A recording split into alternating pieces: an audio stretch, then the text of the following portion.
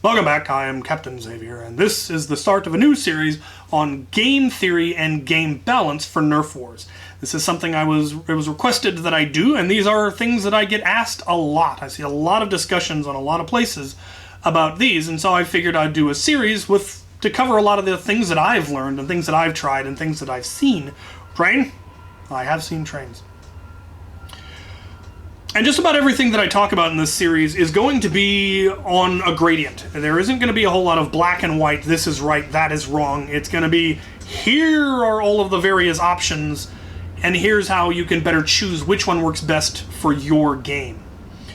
Now, the first topic I'm going to be discussing is game type, and it is very important that this is something that you explicitly think about, figure out how you want to be doing this, figure out your choices for these for this game type, and that you make that very publicly known, so that anybody who shows up to your event knows the answers to these questions, so they don't have dashed expectations when the game doesn't turn out to be what they thought it was going to be.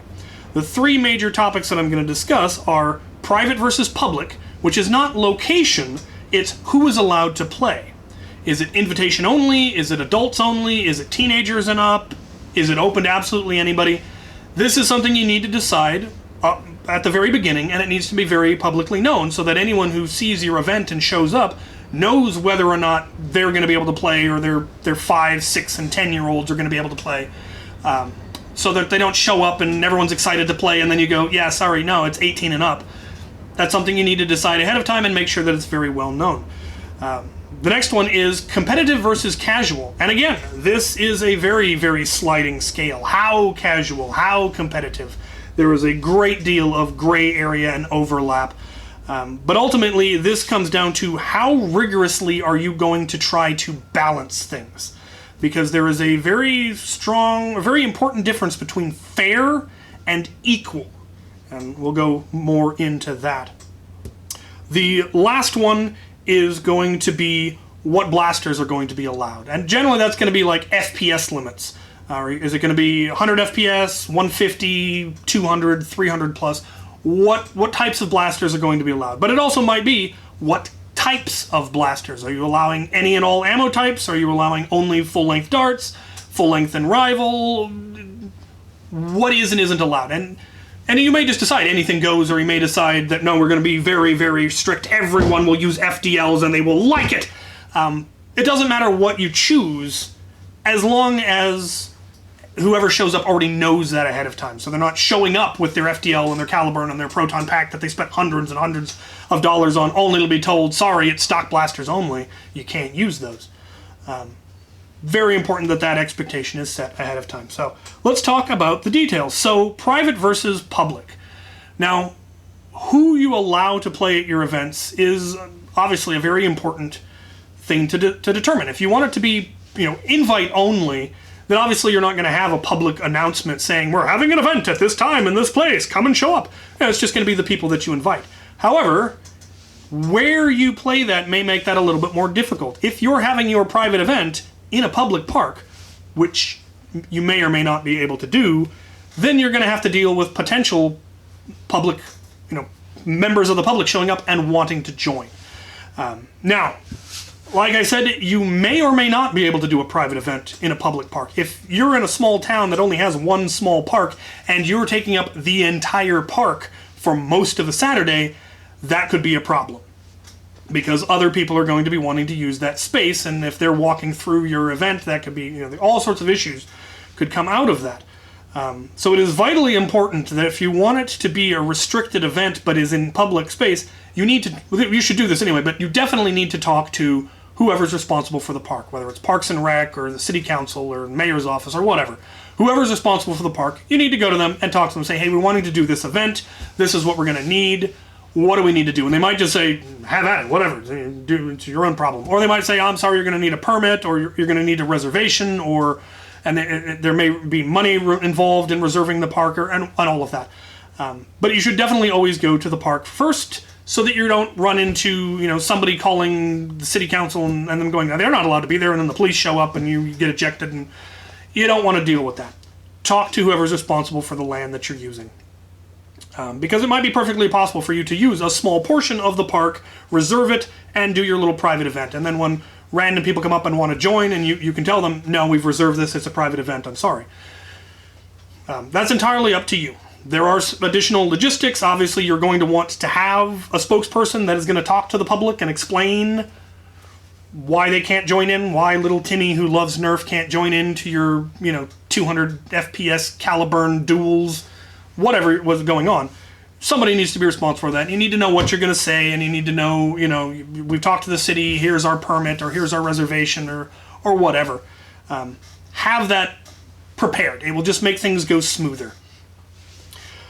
Now, on the other scale, events that allow more people. Again, if you make it open to the public, you can still restrict it to 18 plus, or but anybody, random person who wants to show up can, as long as they're older than 18, or teenagers and up, or what have you.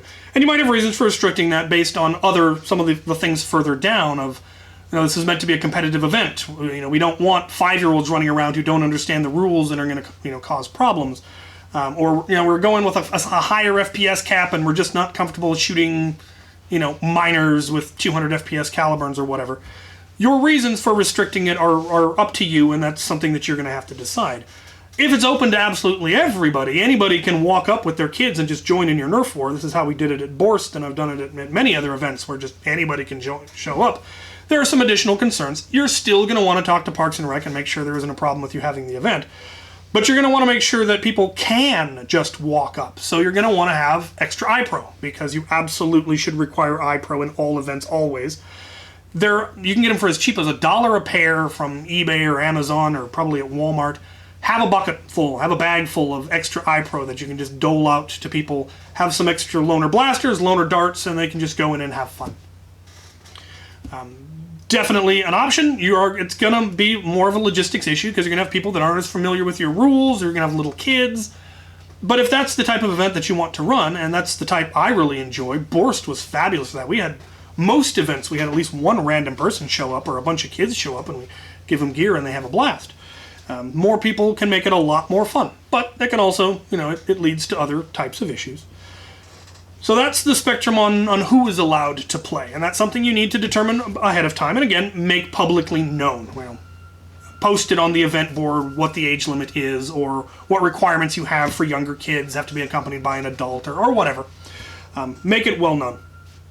Competitive versus casual. This is another one that's a massive gradient of how competitive, how casual. At Borst, we were super casual. We tried to keep the teams as balanced as possible. We rebalanced teams between every game because people would step out, or their blaster would break and they'd come in with something that wasn't as powerful, or they'd switch to something more powerful, what have you. And so we were pretty much every round, or every game, we'd rebalance the teams just to make sure that it was as equal as possible, because that made it more fun. It meant that you didn't end up with a team that, because they had 2 people leave and someone's Caliburn broke, now they can't compete with the team that's got 2 Talon Claws and a Proton Pack and an FDL. So we would rebalance the teams constantly. On the other hand, if you're playing like a private event and you want it to be hyper competitive, the goal is to see who can build the best loadout, who can have the best blaster, who can train their squad to be the most efficient, who can get the best at doing stuff, then you're going to be a lot less likely to arbitrarily or actively balance things. If the whole goal is for people to gain advantages, then you're not going to do that. And that's where the difference between fair and equal comes in. As long as everyone's playing under the same rules and neither side is being given an unfair advantage inherently by the system, then it's fair. But it might not be equal. Whereas at Borst, we tried to make things equal as much as possible. But if your goal is to improve, to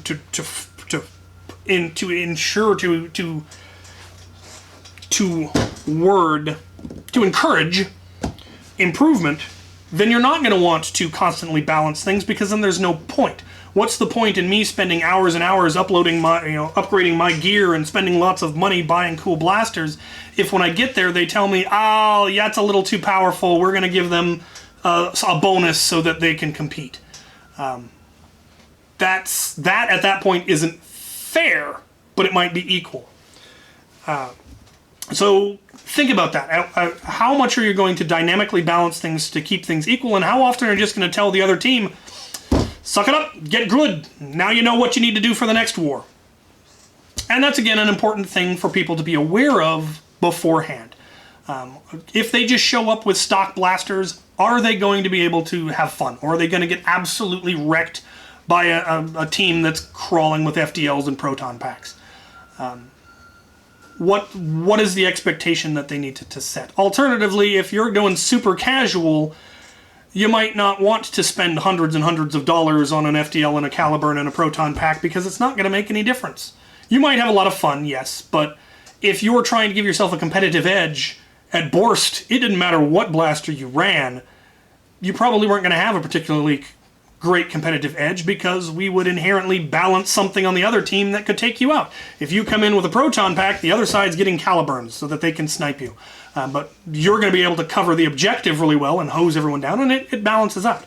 So that's competitive versus casual, and again, huge gradient of where you're drawing what lines, and that's going to be up to you, and talk to your players and figure out where everyone wants to be. And it might be that this ends up being a game changer for some people, a hard line where no, they want to be competitive, or no, they don't want to be competitive. They want to be able to bring their little kids, and they don't want them getting shot in the face by 200 FPS Caliburns. At which point, you may have to do multiple events, or split the event into two locations, one where the competitive stuff is happening, another where the casual stuff is happening. You know, have a kiddie pool, essentially. And that's kind of what I've been wanting to do here at the Makerspace, is holding a weekend-long event, Saturday being the casual and Sunday being competitive, so that we get both. Because I love, obviously, tinkering and really building an awesome loadout and getting all my holsters and all my pouches right where I want it so that I can really make the difference on the battlefield, and then you go to Borst and you go out there with a hammer shot and have as much fun. So figure out what kind of a game you're wanting to run and make sure that people are aware so that they can set their expectations. And the last one is the more obvious one: what kind of blasters are going to be allowed? What are you going to set the FPS limit at? Are you going to, are you not going to allow ridiculously powerful things? Are you only going to allow certain ammo types? Are you going to provide all of the blasters? Now, that is one thing that you can do. It's like, we're going to have a Nerf war, but I'm providing everything. All of the blasters are mine. All of the darts are mine. Don't have to worry about, people, paying to win, as it were. You don't have to worry about losing your darts. No, everything's provided. Alternatively, you can go the other side of, this is going to be a 300 FPS game, and if you aren't comfortable with that, this is not the game for you. You're running the game. You get to determine what kind of game you want to run. Now, if nobody else wants to play that game, you might reconsider, because you're going to lose people. And that is one of the things that you may have to think about when balancing, is if you decide, no, we're doing 100 FPS only, there's an awful lot of people that just might choose not to come. And maybe you don't want them showing up. But perhaps you then don't have enough people to really run a good game. And again, that's where you can do compromises. One of the things we did at Borst, because we capped it at 150, was during lunchtime, we would do a high FPS round. So those people that really wanted to be able to stretch their legs and use their really powerful blasters had a chance when they could do that. We also occasionally did special events for high cap stuff. Special rounds off on the side, for that. So that everyone was getting the variety of the hobby, or getting at least some aspect of the hobby that they were really into. And it worked fairly well, but there were still a lot of people that were really wanting to do high cap stuff, and we just weren't comfortable running that at Borst as much because of how often we had random little kids show up, and we didn't want them getting shot in the face by a 200 FPS Caliburn, because we're like that. But again, this is just, you need to determine what restrictions you want to place. If you want 100 FPS only, if you want 150, whatever limitations you want to put, you can put whatever limitations you want, but you need to make sure that that is, again, very well and publicly known if it's going to be a public event, so that people have the expectation, they know what to expect when they show up. Because a lot of the strife that I see in communities is that misplaced expectations, where they were expecting one thing, but it turned out to be something else, and they're bent out of shape about it. So making sure that you've communicated everything to everyone so that they know what they're getting into is very, very important for making sure that everyone has as much fun as possible. So that is the first topic. Figure out what kind of a game you're wanting to run, because, like I said, everything that follows is going to be highly dependent on what choices you make there. So, hope this was helpful. I look forward to doing the rest of these. This actually, I'm probably going to learn so much from this, because I'm going to get, I cannot imagine how much feedback I'm going to get from all the different clubs. And, oh, we did it this way, we did it this way, we did it this way. Like, even recently, someone was talking about how they've decided to do this, this, and this. And like, that's a really good compromise. So, that is the first topic. Hope this was helpful. Thank you for watching.